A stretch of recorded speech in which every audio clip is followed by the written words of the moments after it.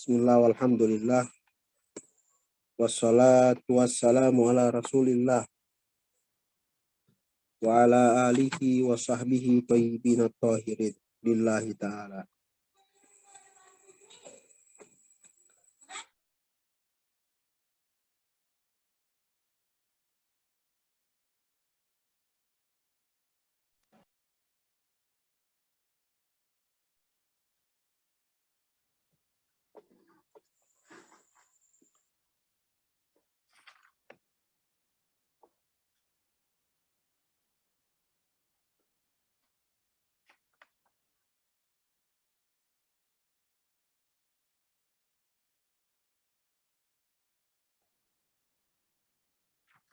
Nah, kita masih lanjut di hadis yang ke-6 ya, di hadis yang ke-6 bahwa Rasulullah Shallallahu alaihi wasallam bersabda, "Famanittaqa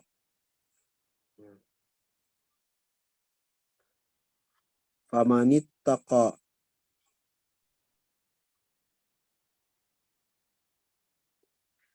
famanittaqa syubuhati istabra'a lidinihi wa irdih."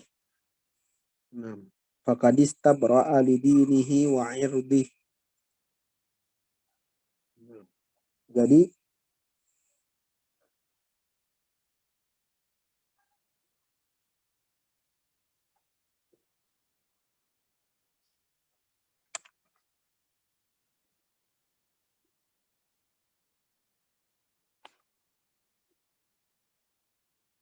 maknanya barang siapa yang menjaga diri dari pada hal-hal yang hukumnya syubhat, itu bisa menjadikan dia menjauhi hal-hal yang haram. Justru sebaliknya, orang yang tidak menjaga diri dari hal-hal yang syubhat, sesuatu yang tidak diketahui hukumnya, bisa saja membawa dirinya terhadap apa at-tasahul fi amriha, yaitu bisa menjadikan dia mempergampang urusan haram. Kalau senantiasa melakukan syubhat, senantiasa jatuh kepada syubhat, maka akan mudah atau gampang baginya untuk jatuh kepada, atau dia akan punya keberanian untuk melakukan hal-hal yang haram. Seperti perkataan sebagian orang bahwa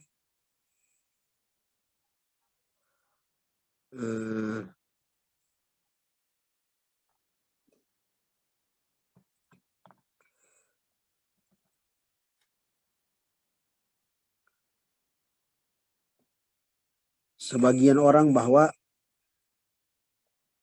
as-saghiratu tajurrul kabirata, bahwa yang kecil bisa menjadikan yang besar, yaitu orang yang senantiasa melakukan dosa kecil, dia akan tidak takut untuk melakukan dosa besar.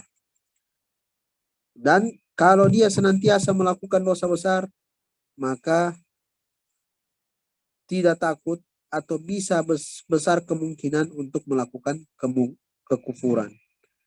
Oleh karena itu, diriwayatkan dalam hadis disebutkan bahwa Rasulullah Shallallahu alaihi wasallam bersabda, "Man ijtara'a ala ma syukka fihi minal ithmi aw syaka an yuwaqi'a mashtaban." Nah,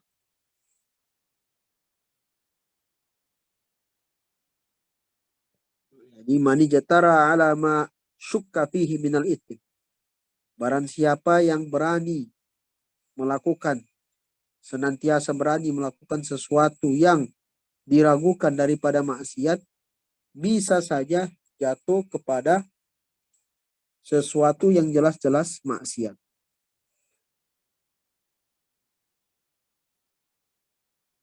Nah, jadi penting seseorang untuk menjaga diri, daripada hal-hal yang syubhat.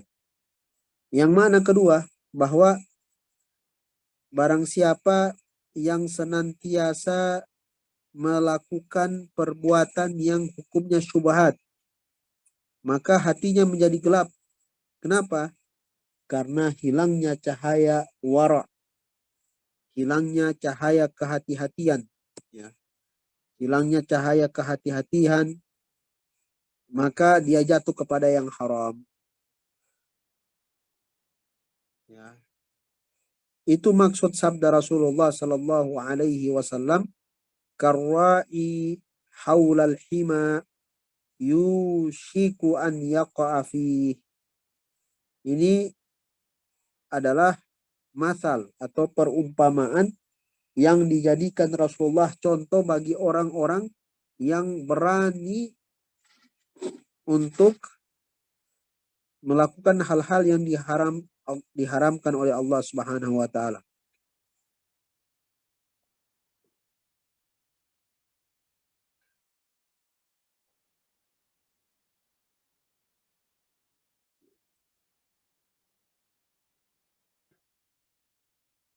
Kemudian sabda Rasulullah sallallahu alaihi wasallam, ala wa inna fil jasadi mudghatan idza salahat salahal jasadu kulluh.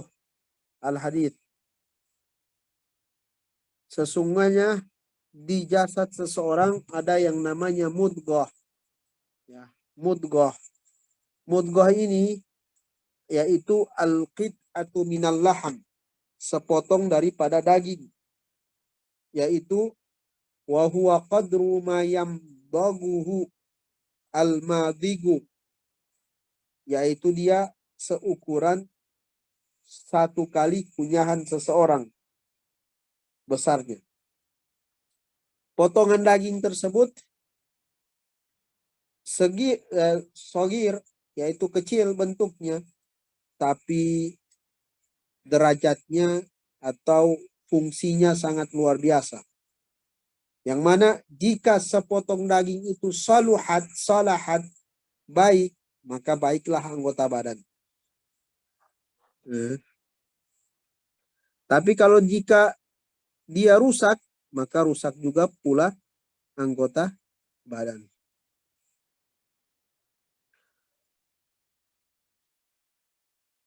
Oleh karena itu dikatakan ma summiyal qalbu illa min taqallubihi fahdhar 'alal qalbi min qalbin wa tahwili. Tidak dinamakan hati kecuali karena sering dia berbolak-balik, maka hati-hati terhadap hati yang sering berbolak-balik.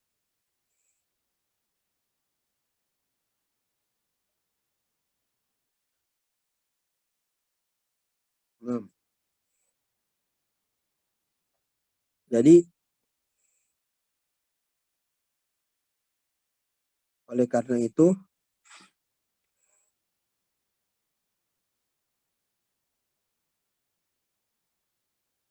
Allah Subhanahu wa taala menjadikan akal manusia menurut sebagian ulama di dalam hatinya.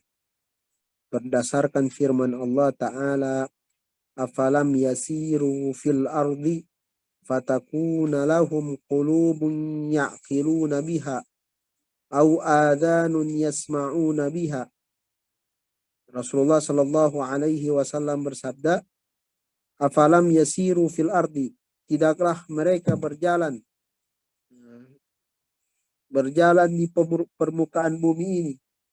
Permukaan bumi ini sehingga mereka mempunyai hati yang mana dengan hati tersebut mereka mempunyai akal. Oleh karena itu sebagian ulama berdasarkan ayat ini mengatakan bahwa hati manusia itu akal manusia itu berada di dalam hatinya. Sebagian ulama mengatakan akal manusia itu berada di dalam hatinya. Ini menurut Imam Syafi'i.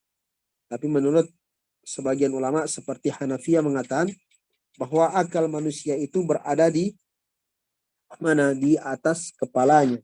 Tapi menurut Imam Syafi'i bahwa akal itu berada di hati berdasarkan ayat tersebut.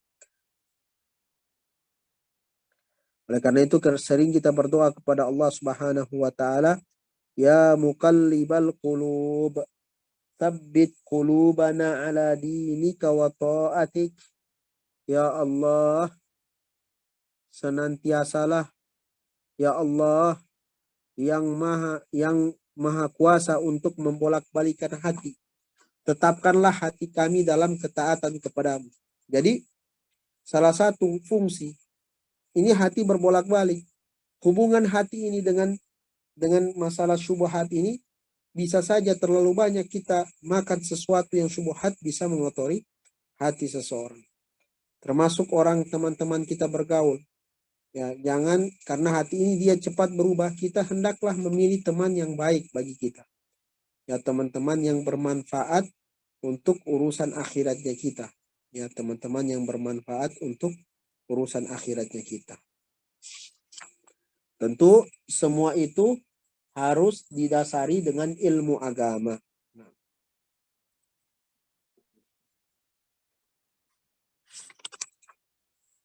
Kemudian kita masuk kepada hadis berikutnya. Hadis yang ketujuh. An Abi Ruqayyah Tamim ibn Ausin ad-Dari. Ya. Radhiyallahu anhu anna Nabiyya sallallahu alaihi wasallam qala ad-dinu nasihah. Qulna liman? Qala lillahi wa li kitabihi wa li rasulihi wa li a'immatil muslimina wa ammatihim.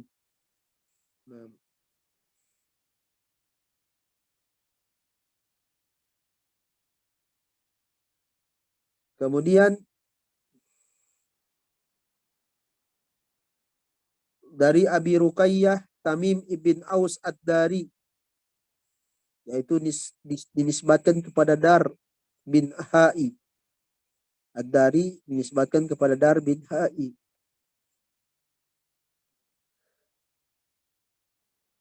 Sebagian ulama mengatakan dinisbatkan kepada daerah yang bernama Dar.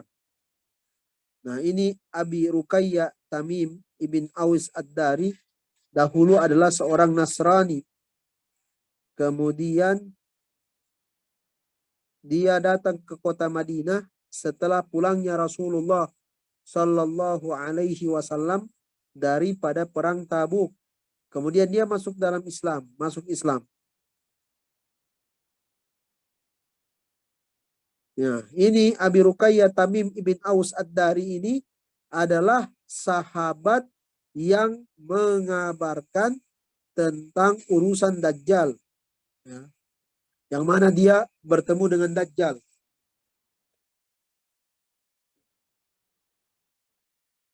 Bertemu dengan Dajjal.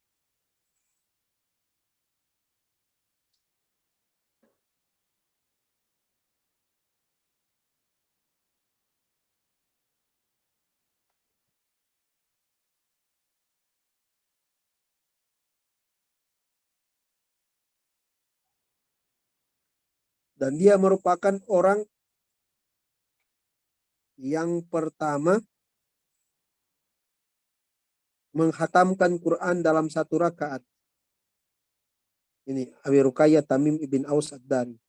Dan dia merupakan orang yang pertama menceritakan kisah-kisah.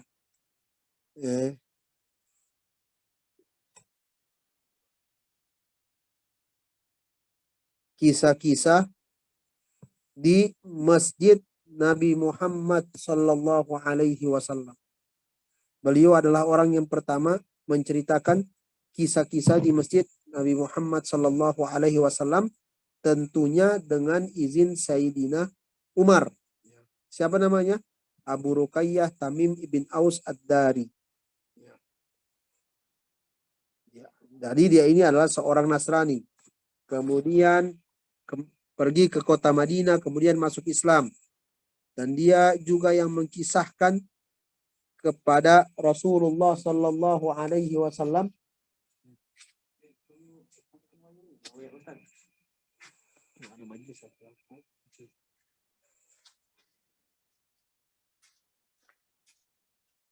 dan beliau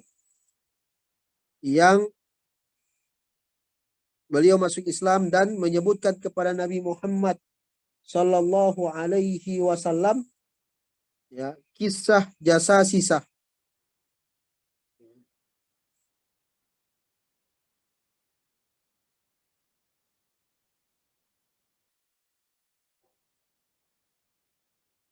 Ya, dialah orang yang bertemu dengan Dajjal ya, Dajjal.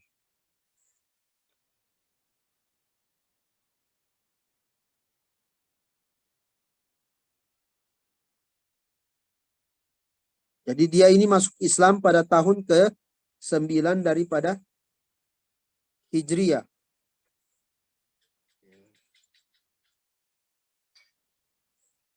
Dia dahulu adalah seorang pendeta.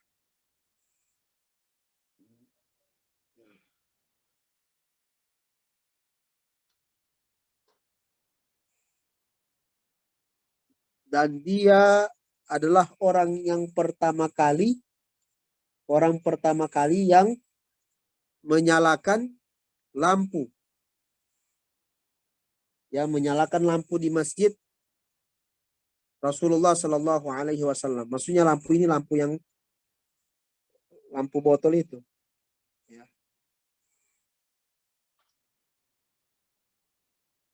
Dan dia orang yang pertama mengkisahkan kisah di Masjid Nabi Muhammad Shallallahu Alaihi Wasallam dengan izin Sayyidina Umar. Kemudian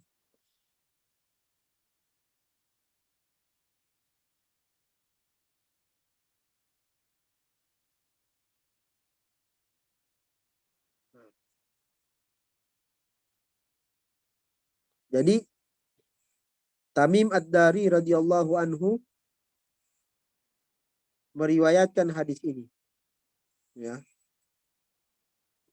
bahwa Rasulullah Shallallahu Alaihi Wasallam bersabda, ad-dinu nasihah.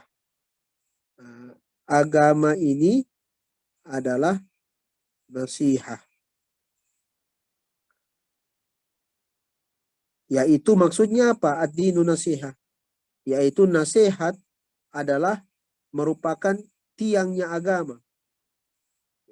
Artinya kita saling menasehati antara satu dengan yang lain, saling tegur ketika kita berbuat salah, itu merupakan sebagian besar yang memperbaiki agama ini. Kita berani menasihati orang yang berbuat salah, menegur orang yang berbuat salah, itu termasuk bagian daripada memperbaiki agama ini. Itu maknanya.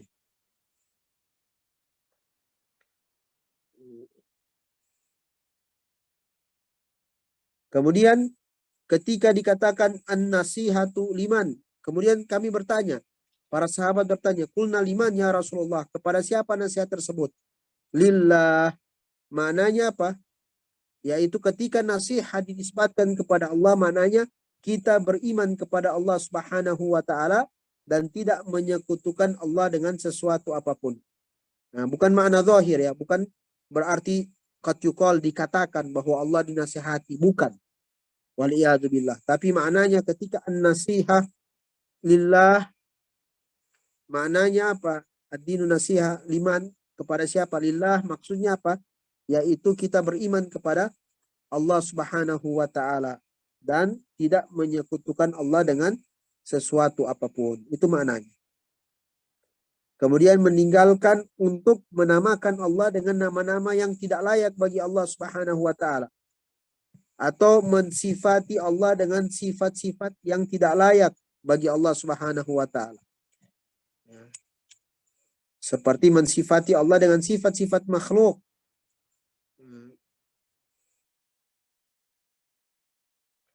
Atau mengatakan bahwa Allah Subhanahu wa taala serupa dengan makhluknya.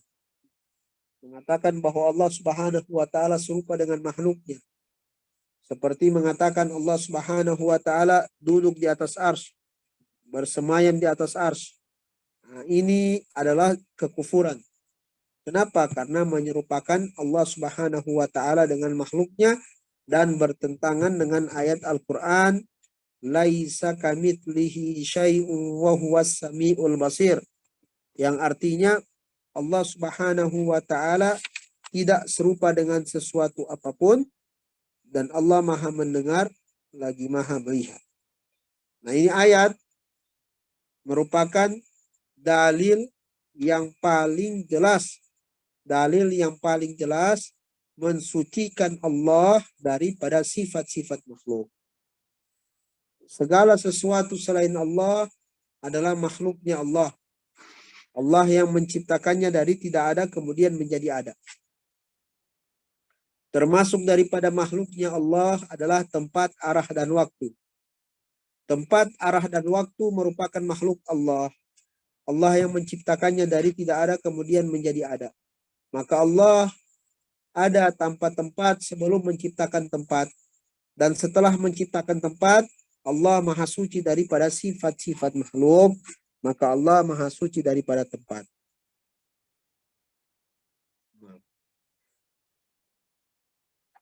Jadi ketika ad-dinu nasihah, ya, nasihah dinisbatkan kepada Allah, maksudnya apa?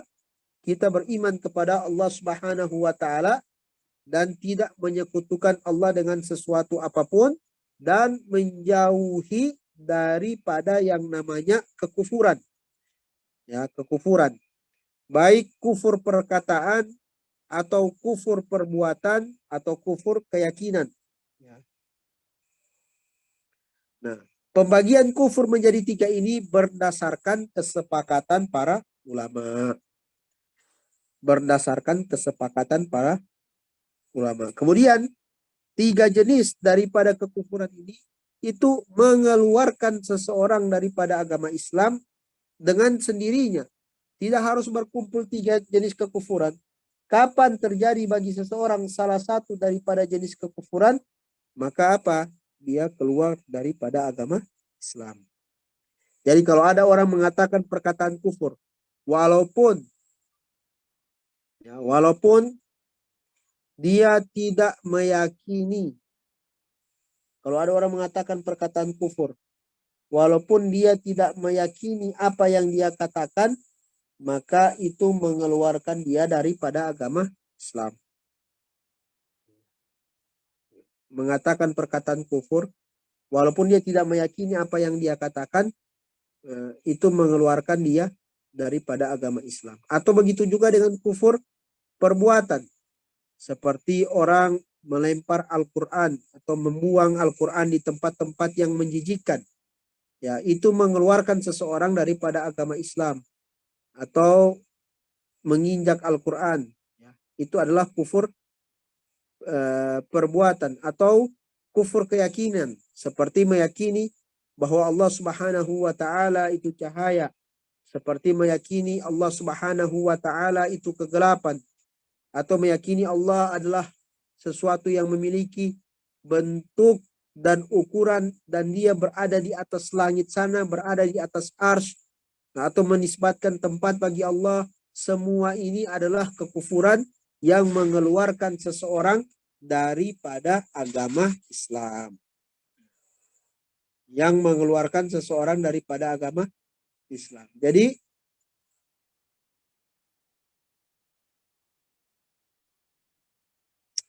kekufuran itu entah kufur perkataan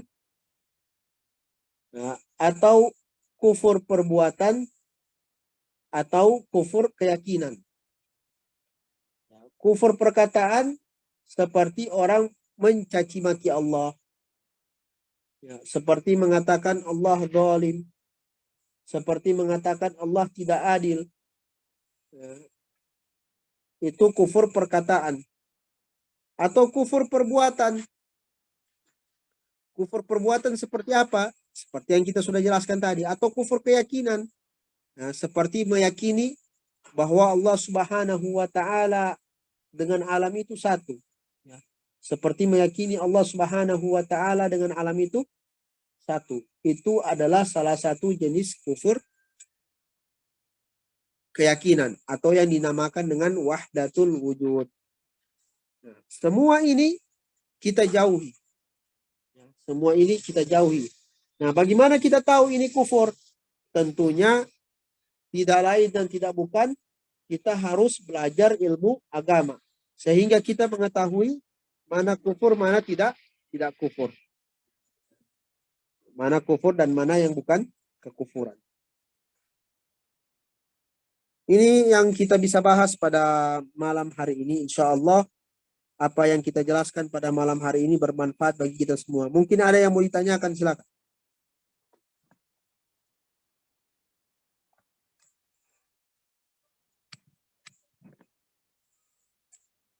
Ahlan wa sahlan bikum majelis.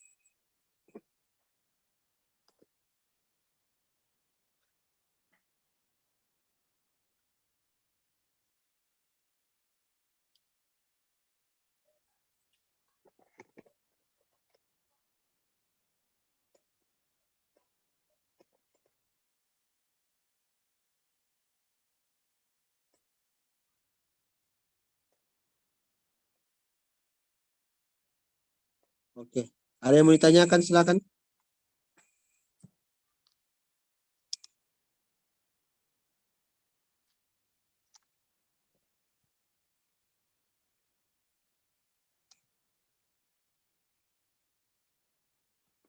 Siapa semua yang hadir?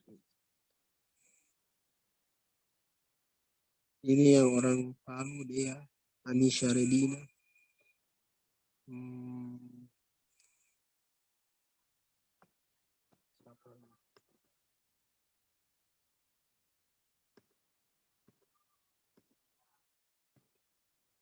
Oke. Yang lain saya tidak kenal. Ahlan wa sahlan bikum di majelis bersanad pilihan, kajian bersanad pilihan. Yang baru ikut ini silakan bergabung ya. Karena majelis ini menyediakan kajian setiap harinya tentang ilmu-ilmu agama yang wajib. Ada yang mau ditanyakan?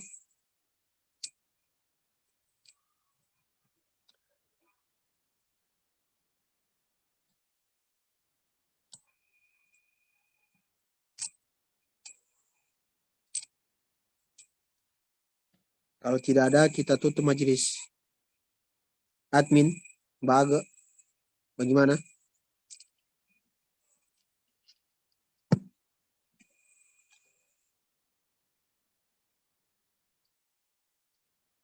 Kita tutup saja majelis ya.